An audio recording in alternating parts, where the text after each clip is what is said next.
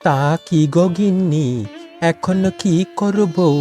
আমার মাথায় তো কিছুই আসছে না গো।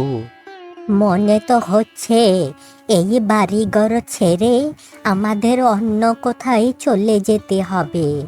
আমার যদি জীবনটা চলেও যায়, তারপরেও আমি আমার এই বাপের ভিটে ছেড়ে কোথাও যাব না। ওগো, এ তুমি কেমন কথা বলছো গো? আমরা যদি এই বাড়িঘর ছেড়ে অন্যত্রে চলে না যাই, তাহলে তো ওই জমিদার মশাই আমাদের মেরে ফেলবে গো। আমি এই বুড়ো বয়সে তোমাকে মার খেতে দেখতে পারবো না। তার চাইতে ভালো চলো আমরা এই গ্রাম ছেড়ে অন্যত্রে চলে যাই। না গিন্নি না, আমি এইখান থেকে কোথাও যাব না। মুখে মুখে মেরে ফেললেই কি আমাদের মারা হবে নাকি? দেখি না, দেখি কোথাকার জল কোথায় গিয়ে পড়ে। ওগো, তুমি বসতে পারছো না। ওই জমিদার মশাই খুব খারাপ, হয়তো লোকজন পাঠিয়ে তোমার উপর হাত ওঠাতে পারে। চলো না গো, আমরা এই ভিটে মাটি ছেড়ে অন্য কোথাও চলে যাই। এই যন্ত্রণা আমার আর ভালো লাগছে না। গিন্নি, তোমার তো বুড়ো বয়সে মাথাটা দেখছি পুরোই গেছে। এখন আমরা এই ভিটে বাড়ি ছেড়ে কোথায় গিয়ে উঠবো শুনি? আমাদের তো মাথা গোজার কোনো ঠাঁই নেই। বাহিরে গেলে আমাদের তো ভিক্ষে করে খেতে হবে। তবে কি তুমি এখানে পচে মরবে নাকি? ওই জমিদার মশাই কিন্তু তোমাকে ছাড়বে না বলে দিলাম। ওই উপরওয়ালা যদি আমার কপালে মৃত্যু এইখানেই রাখে, তাহলে আমি এইখানেই মারা যাব। ঠিক আছে, তুমি তো এই বাড়ির কর্তা, তুমি যেটা বলবে সেটাই আমি শুনবো। যদি এখানে দুইজনের মৃত্যু লেখা থাকে, তাহলে এখানেই মরবো। একসাথে মরবো, নয়তো একসাথে লড়াই করে বাঁচবো। ওগো, তুমি কি বাড়ির কোনো খোঁজ খবর রাখো? কি হচ্ছে না হচ্ছে একটু খোঁজও তো লাগাতে পারো, তাই না? হ্যাঁ গিন্নি, তুমি তো জানোই আমি একটু ব্যস্তই আছি। শহরে মালামাল কিনে এনে গ্রামে বিক্রি করতে হয়। তা কি এমন হয়েছে আশেপাশে, বলো তো শুনি। কি হয়েছে জানো তুমি?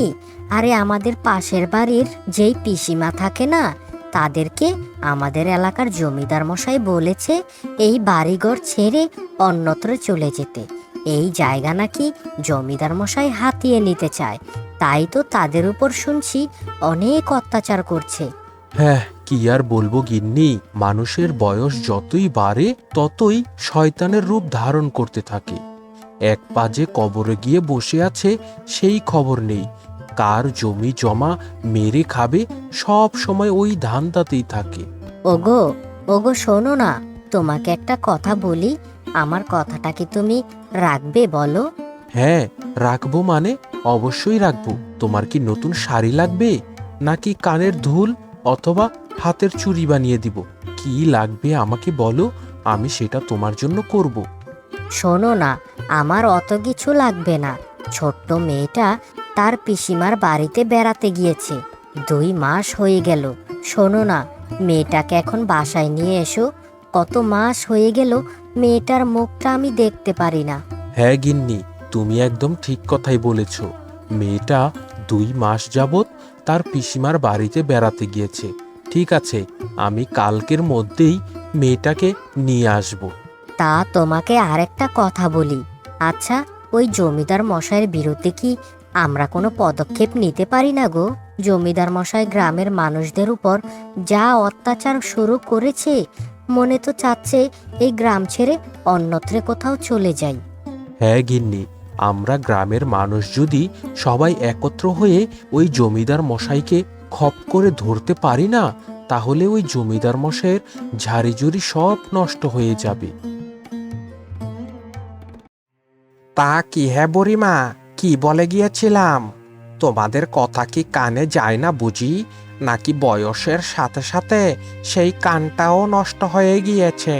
কি রে বাবা কানাই, তুই আমার সাথে এইভাবে কেন কথা বলছিস শুনি? এইভাবে কথা বলবো না তো কি মিষ্টির হাড়ি নিয়ে মুখে মিষ্টি তুলে দিয়ে কথা বলবো নাকি? কথা কি বুড়ি কানে যায় না? জমিদার মশাই না তোদের বলে দিয়েছে যে এই ভিটে মাটি ছেড়ে তোরা অন্যত্রে চলে যাবি? তাই এখনো পর্যন্ত যাসনি কেন, বুড়ি শয়তান কোথাকার? দেখ রে বাবা কানাই, আমরা বুড়ো বুড়ি এই ভাঙা বাড়িটাতে থাকি। এই বাড়িটা যদি ছেড়ে আমরা এখন চলে যাই, আমাদের তো ভিক্ষা করে খেতে হবে বাবা। আমাদের তো অন্য কোথাও কোনো ঘর বাড়িও নেই। ভিক্ষের থালা ছাড়া আমাদের তো আর কোনো সম্বল থাকবে না রে বাবা।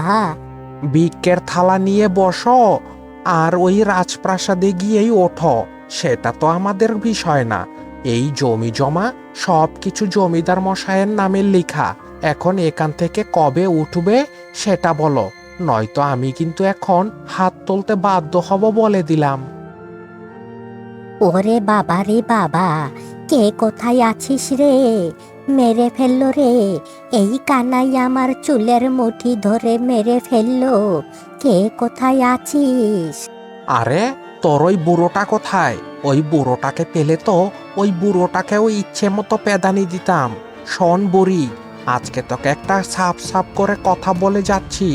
এই জমি জমা ছেড়ে তোরা কালকে সকালের মধ্যে এইখান থেকে উধাও হয়ে যাবি, নয়তো এই ঘর বাড়ি সব আগুন দিয়ে জ্বালিয়ে দিব বলে দিলাম। বাবা রে কানাই, কানাই আমার স্বামী আসুক, আমার স্বামীর সাথে আমি কথা বলবো। তুই বাবা আমাকে ছেড়ে দে, আমার খুব ব্যথা লাগছে বাবা, ছেড়ে দে আমায়। ঠিক আছে, ছেড়ে দিলাম, এই লাস্ট সুযোগ দিয়ে গেলাম। কালকে সকালের মধ্যে যদি এই বাড়ি ছেড়ে না গেছো বুড়ি, তাহলে কিন্তু এই ঘর বাড়ি সব জ্বালিয়ে দেব বলে দিলাম, কথাটা যেন মনে থাকে। জমিদার মশাই, ও জমিদার মশাই, দয়া করে আমাদের সাহায্য করুন জমিদার মশাই। আরে হারাদন কাকা, কি হয়েছে? হঠাৎ করে তুমি আমার বাসায় আসলে যে, তা কি হয়েছে খুলে বলো তো শুনি। জমিদার মশাই, দয়া করে আমাদের এই বাপের ভিটাটা কেড়ে নিবেন না। এই ভিটে মাটি আমার দাদা বাবার ছিল। এই ভিটে মাটিটা যদি নিয়ে নেন, তাহলেই আমরা কোথায় যাব বাবু? আমাদের তো কোথাও যাওয়ার জায়গা নেই। দয়া করে আমাদের এই ভিটে মাটিটা দিয়ে দিন। আপনার কাছে আমরা সারা জীবন কৃতজ্ঞ থাকবো বাবু। কি এত বড় সাহস? খাবার পাতে আমার সামনে এসে দাঁড়িয়ে আবার আমার কাছে ভিক্ষে চাওয়া হচ্ছে? এত বড় সাহস কিন্তু আমার পছন্দ হলো না হারাদন কাকা।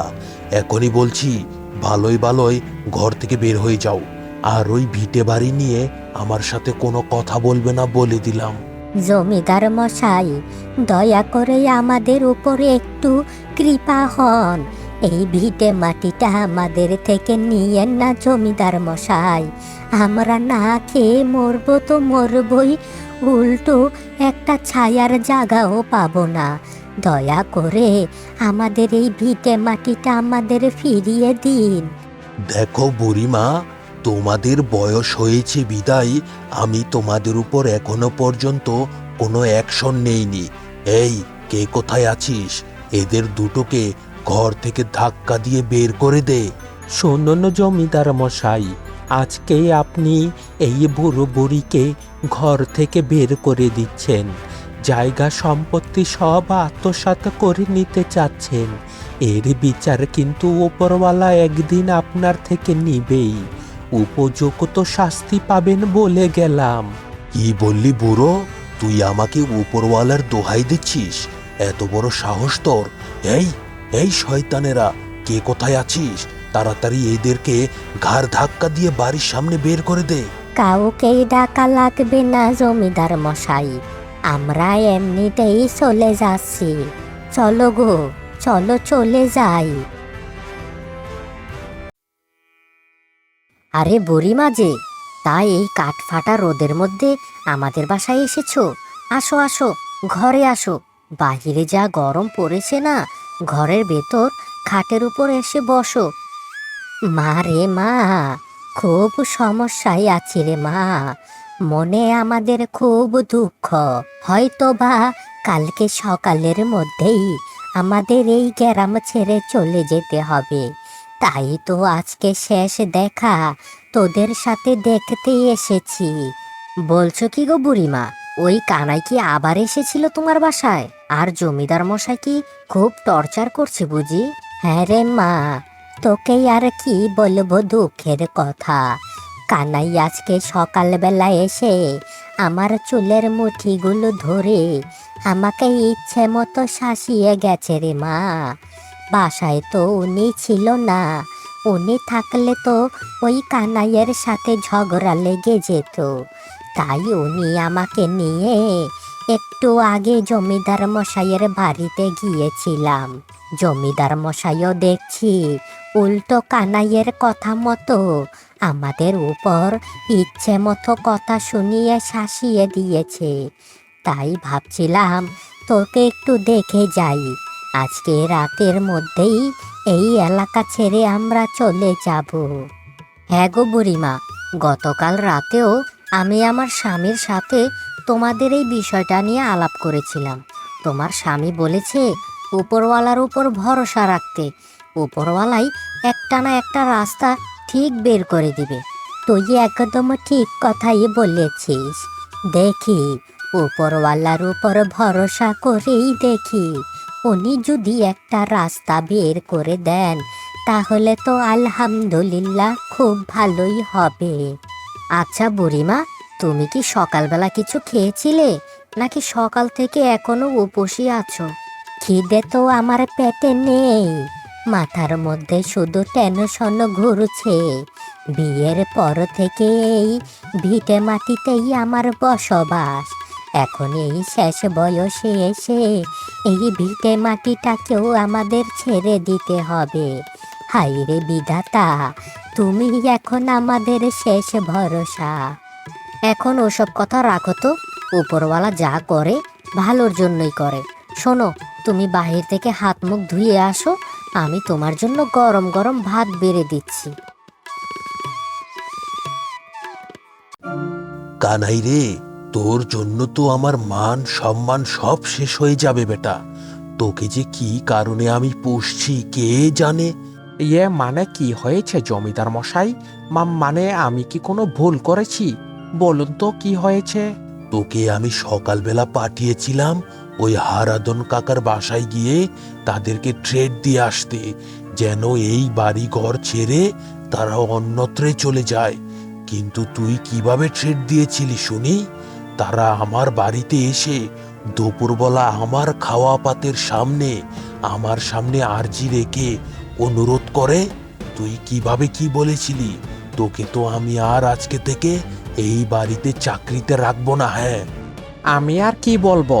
আপনি তো আমাকে শুধু বলেছেন যে ট্রেড দিতে। তারা কি বলে জানেন? তারা বলে কি, মুখে মুখে তো সবাই বলে মারবে, আগে গায়ে হাত তুলুক না।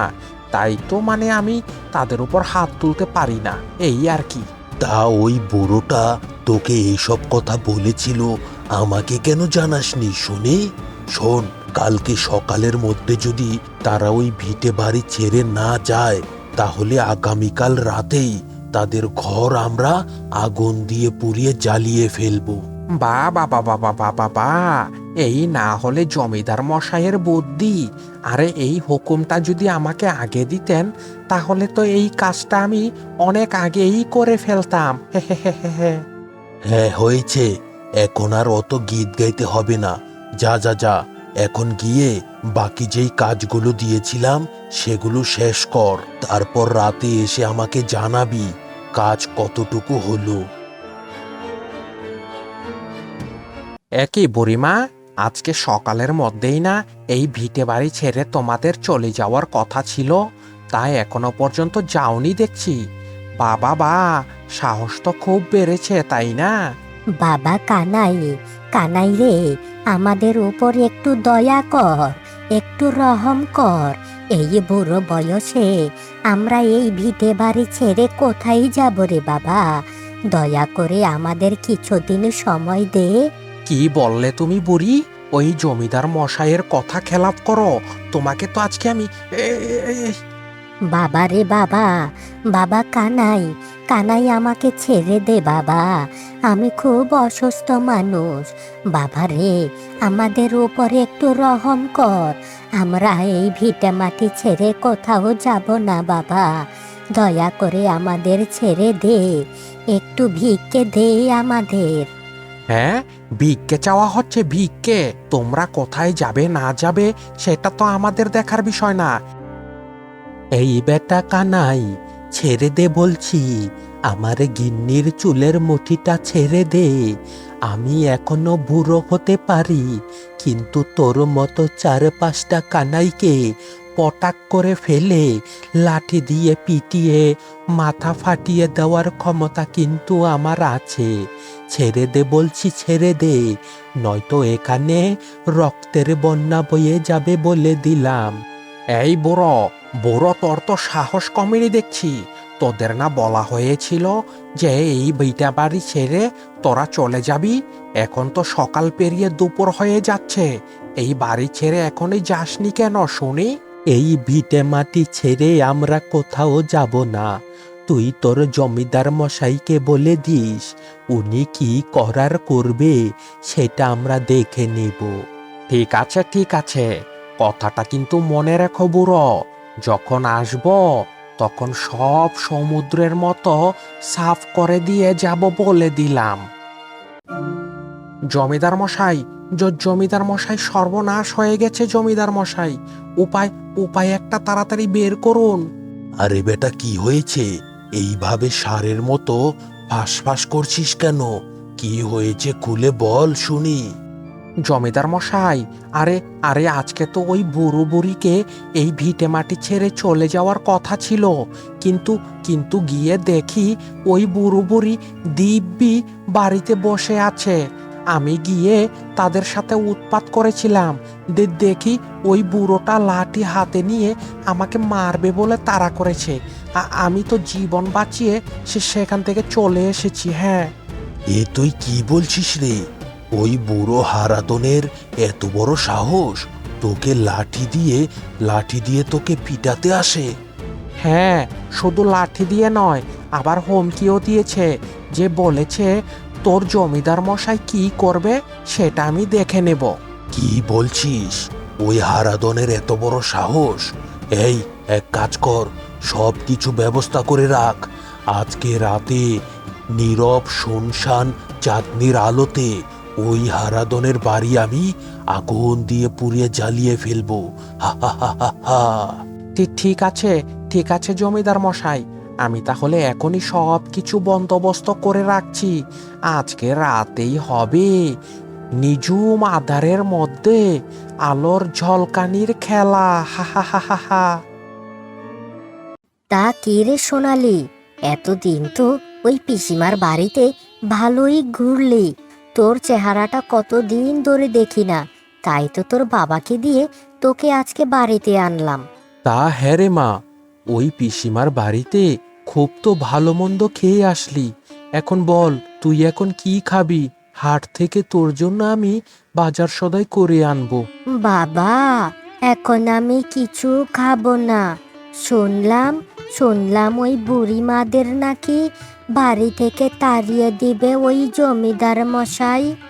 হ্যাঁ রে মা, তুই একদম ঠিক কথাই শুনেছিস। তারা যা অবস্থা করেছে না, মনে তো হচ্ছে আজকে রাতের মধ্যেই ওই হারাদন কাকার বাড়িতে আগুন লাগিয়ে সব পুড়িয়ে ছারখার করে দিবে। বলছো কি গো বাবা? এ তো খুব ভয়ানক ব্যাপার। তবে আমার মাথায় কিন্তু একটা বুদ্ধি এসেছে। যদি তোমরা বুদ্ধিটা শোনো, তাহলে আজকে রাতেই গ্রামে সবার সামনে ওই জমিদার আর তার সহকারী কানাইকে ধরতে পারবে। তাই নাকি মা? বলছিস কি তুই ফাঁদও বানাতে পারিস? আচ্ছা ঠিক আছে, কি ফাঁদ বানাবি শুনি। শোনো বাবা, আজকে এই গ্রামের সবচাইতে ভালো ভালো লোকদেরকে তুমি সংগ্রহ করে সবাই মিলে ঘাপটি মেরে চুপ থাকতে বলবে। যখন ওই জমিদার মশাই আর ওই কানাই বাড়ির সামনে আসবে আগুন ধরাতে, তখনই ফাঁদে আটকে যাবে। আর তখনই গ্রামবাসী সবাই মিলে তাদের ঝাপটে ধরবে। হ্যাঁ মা, তুই একদম ঠিক কথাই বলেছিস। একটা বার যদি ওই শয়তানদেরকে হাতে নাতে প্রমাণসহ ধরতে পারি না, সেই দিন গ্রামের সবাই মিলে এমন প্যাদান পেদাবো যেন সারা জীবন মনে রাখে। এখনো সবাই চল চল, রাত কিন্তু মোটামুটি ভালোই হয়েছে। ওই হারামজাদাদের আসারও সময় হয়েছে। চল, আমরা ওই গাছের আড়ালে লুকিয়ে পড়ি। ঠিক আছে জাদু, চলো তাড়াতাড়ি আমরা ওইখান থেকে কেটে পড়ি।